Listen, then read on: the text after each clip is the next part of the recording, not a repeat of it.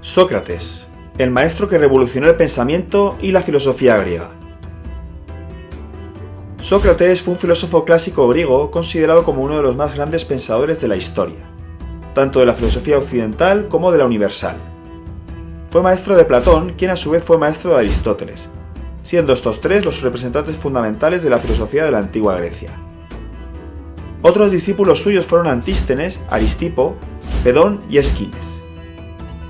Sócrates es una figura principal de la transformación de la filosofía griega en un proyecto continuo y unificado. Se le considera el padre de la filosofía política, de la ética, y es la principal fuente de todos los temas importantes de la filosofía occidental en general. Quizás su contribución más importante al pensamiento occidental es su modo dialéctico de indagar, conocido como el método socrático o mayéutica, el cual aplicaba para el examen de conceptos morales clave, tales como el bien y la justicia. ¿Cuáles fueron las aportaciones más relevantes de Sócrates en la sociedad de su tiempo? ¿Qué opinión te merece su aclamado método socrático? Quédate con nosotros para conocer todos los detalles de este excepcional filósofo que revolucionó la Atenas del momento.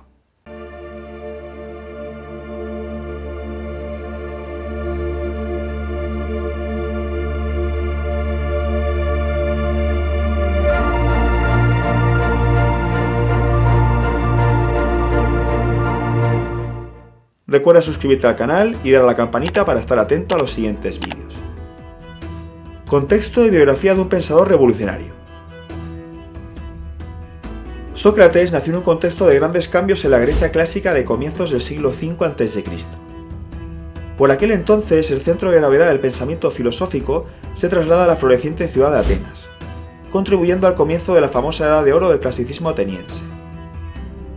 Desde el punto de vista histórico, resulta importante el triunfo militar de Atenas y otras ciudades-estado del mundo helénico sobre el poderoso imperio persa. Este suceso ocasionó un importante proceso de cambio y apogeo en el orden político, económico, social y cultural de esta potente polis griega. Sócrates nació en Atenas en el 470 a.C. Su padre fue Sofronisco, cantero que participó en la construcción del Partenón. Se dice que cuando nació su hijo consultó el oráculo de Delfos y este le aconsejó dejarlo crecer a su aire, sin oponerse a su voluntad ni reprimirle sus impulsos. La madre fue Fenareta, una comadrona a la que el filósofo consideraba su mentora. Se cree que Sócrates pertenecía a una familia con cierta riqueza. De joven recibió una educación tradicional en literatura, música y gimnasia, familiarizándose luego con las disciplinas de la dialéctica y la retórica utilizadas por los sofistas. Posteriormente trabajó por poco tiempo como escultor, siguiendo los pasos de su padre, y se le atribuye el conjunto de estatuas de las Tres Gracias, que estuvieron en la entrada de la Acrópolis de Atenas hasta el siglo II a.C. Durante la guerra del Peloponeso contra Esparta, sirvió como hoplita con gran valor en las batallas de Potidea en el 432 a 430 a.C., Delio en el 424 a.C. y Anfípolis en el 422 a.C. Fue maestro y amigo de Alcibíades, militar y político que cobraría protagonismo en la vida pública ateniense tras la muerte de Pericles. En la batalla de Potidea, Sócrates salvó la vida a Alcibíades, quien saldó su deuda salvando a Sócrates en la batalla de Delio. Ambos estarían por siempre unidos tras estos acontecimientos. Con los bienes que le dejó su padre al morir, pudo vivir modesta y austeramente sin preocupaciones económicas que le impidiesen dedicarse a la filosofía, su gran pasión. Durante sus años de madurez, Sócrates tuvo una participación política muy activa. Al final de la guerra del Peloponeso en el 404 a.C., un grupo de hombres tomó el poder en la ciudad de Atenas e instauró un régimen oligárquico, conocido como el Grupo de los 30. Muchos de ellos eran amigos o compañeros de Sócrates, aun cuando éste no aprobaba la violencia de su accionar. Después de haber tomado el poder, los 30 ordenaron a Sócrates arrestar a León de Salamina, un hombre rico y bien posicionado. Sócrates, una vez más en desacuerdo con la violencia como recurso político, se opuso y se fue a su casa. De este acto de rebeldía solo se salvó gracias a la contrarrevolución que restauró la democracia. Sin embargo, los nuevos demócratas sabían que los miembros del Grupo de los 30, como Critias, Alcibíades y sus compañeros, eran muy cercanos a Sócrates. Como no eran hombres de violencia, optaron por acusarlo por escrito y someterlo a juicio. El principal acusador era Meleto, quien firmó la carta junto a Anito, un hombre poderoso para la época. El texto lo acusaba de haber ofendido a la religión del Estado y haber corrompido la moral de la juventud. En lugar de escapar de la ciudad o proponer un castigo distinto a la muerte, Sócrates se defendió reivindicando así el trabajo de su vida. Fue condenado a muerte en el 399 a.C., y contra el consejo de la mayoría de sus amigos, decidió acatar la ley y murió asesinado al ser obligado a beber la cicuta. Tanto su defensa como sus últimas conversaciones son narradas en la Apología y en el Fedón, ambas obras dialógicas de Platón. Principales aportaciones filosóficas. El método socrático, mayéutica. Las diferencias entre Sócrates y los sofistas, la corriente filosófica predominante, eran notables, comenzando por los métodos de enseñanza. Los sofistas se dedicaban a impartir enseñanzas concretas que debían tener una utilidad práctica para los alumnos, como lo era el arte de la oratoria en la Atenas democrática, donde el éxito en política dependía de las intervenciones ante la asamblea del pueblo o en los tribunales. Sócrates, por su parte, buscaba estimular el espíritu de sus discípulos. No actuaba como un maestro al uso, que inocula nuevos conocimientos a su alumno. Su método era la mayéutica, término que proviene de la palabra griega mayeuta, partera, que era la profesión de su madre. Igual que una partera o comadrona ayuda al alumbramiento, Sócrates ayudaba al discípulo a aflorar las ideas que éste guardaba en su interior, para analizarlas y saber si eran valiosas y merecían detenerse en ellas, o si se trataba de falsedades que se debían desechar. Por ello, frente a las conferencias o los discursos que los sofistas dirigían a un gran auditorio, Sócrates prefería el diálogo en pequeños grupos de discípulos. Incapaz de construir esos largos parlamentos que los oradores vertían sobre los oyentes, su especialidad era el discurso breve de preguntas y respuestas en un diálogo entre dos. El diálogo es ante todo una forma de razonamiento, que incluye el acuerdo entre Sócrates y su interlocutor. Los nuevos acuerdos que se alcanzan en el diálogo deben ser coherentes con los alcanzados con antelación, y se descarta los que son incompatibles. Una de las ideas más importantes que defendía Sócrates es esta: todos podemos encontrar la verdad, ya que ésta se halla en nuestro interior. Mientras que algunos sofistas y filósofos de la época hablaban de un conocimiento relativo o se mostraban escépticos en cuanto a nuestra capacidad, Sócrates pensaba que podíamos alcanzar respuestas ciertas, especialmente lo que a temas morales se refiere.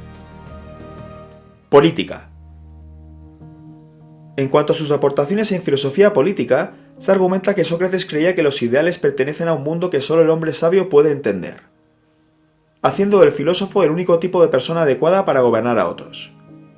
En el diálogo de Platón, La República, Sócrates se oponía abiertamente a la democracia que dirigía Atenas durante su vida adulta.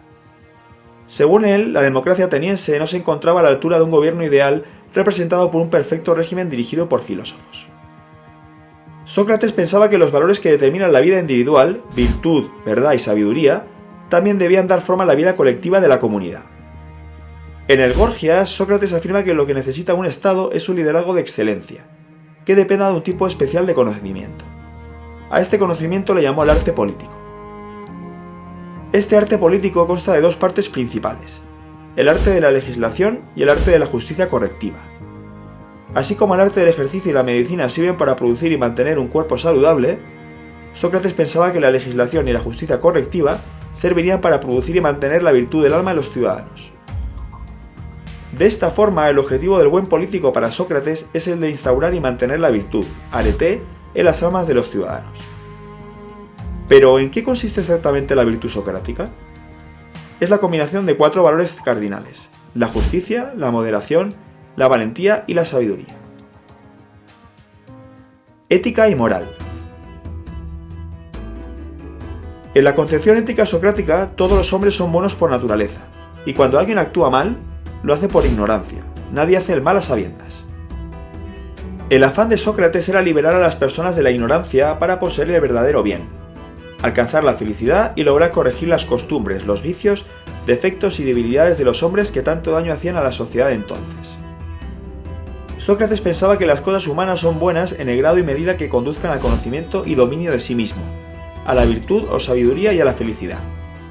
El hombre es feliz en la medida que es virtuoso y está obligado a practicar la virtud por las leyes, escrita para los deberes cívicos y no escrita para los deberes del orden natural. 5 son para Sócrates las virtudes principales: prudencia, justicia, piedad, fortaleza y templanza. Estas 5 virtudes o excelencias se requieren mutuamente y constituyen una sola virtud: el orden, la armonía y la integridad de la propia persona que vive del aprecio y la práctica de lo que es verdaderamente hermoso, noble y bueno. Esta es la buena condición del alma según Sócrates. La persona sabia es la que comprende estas verdades y es capaz de vivir conforme a ellas. Por eso mismo es la persona más feliz, puesto que la práctica de las virtudes no es un simple medio para alcanzar la felicidad, sino que la virtud constituye la misma felicidad. Según Sócrates, la vida buena es la vida inteligente, la vida guiada por la razón, pues uno es verdaderamente racional cuando elige lo que es mejor para él mismo y para los demás. Por eso no hay que confundir el bien con el propio interés o la mera conveniencia personal. Solo los bienes morales, la práctica de las virtudes, constituyen el genuino bien de la persona. De igual manera, el verdadero mal que debemos rechazar no es otra cosa que los males morales, la injusticia, la violencia y la depravación en todas sus formas. Un legado perpetuo. Uno de los aportes más importantes de Sócrates es que para él, la filosofía debe ser un ejercicio de aporte práctico para la vida de los hombres. La filosofía debe enseñar a saber vivir. Esto implica comprender profundamente distintos elementos filosóficos, como el bien y el mal, la virtud o la piedad, y descubrir su utilidad cotidiana. Solo así puede el individuo acercarse al conocimiento. Sócrates no escribió ninguna de sus enseñanzas. Creía que si lo hacía, sus ideas podrían ser confundidas. Todo lo que se conoce en la actualidad se debe a las anotaciones de sus discípulos, más específicamente las de Platón. En la mayoría de los diálogos platónicos, Sócrates es el personaje principal. Solo en 2 de ellas, escritas durante la vejez de Platón, Sócrates cumple una función secundaria. Lo mismo sucede con muchas de las obras de Jenofonte y las de Aristófanes. La base de las enseñanzas de Sócrates y lo que inculcó fue la creencia en una comprensión objetiva de los conceptos de justicia, amor y virtud, y el conocimiento de uno mismo. Sócrates describió el alma, psique, como aquello en virtud de lo cual se nos califica de sabios o de locos, buenos o malos, y una combinación de inteligencia y carácter. La sabiduría de Sócrates no consiste en la simple acumulación de conocimientos, sino en revisar los conocimientos que se tienen y a partir de ahí construir conocimientos más sólidos. En definitiva, el principal legado de Sócrates es quizá su propia muerte, la convicción definitiva de que sus ideales estaban por encima de cualquier juicio y valoración son la muestra definitiva de su integridad y coherencia con sus enseñanzas. Sócrates es considerado casi de forma unánime como el padre de la filosofía occidental, y un exponente vital para entender cómo surgió esta nueva corriente filosófica que tendría ramificaciones importantes por todo el mundo occidental conocido. Coméntame abajo. ¿Qué aspecto te parece el más relevante de su legado y enseñanzas? ¿Crees que su muerte pudo haberse evitado de alguna forma? Nos encantará saber tu opinión sobre uno de los filósofos más relevantes de la historia de la humanidad. Como siempre, si te ha gustado el vídeo puedes dejar un like y suscribirte para no perderte datos interesantes y conocer más sobre nuestra particular historia. ¡Hasta la próxima!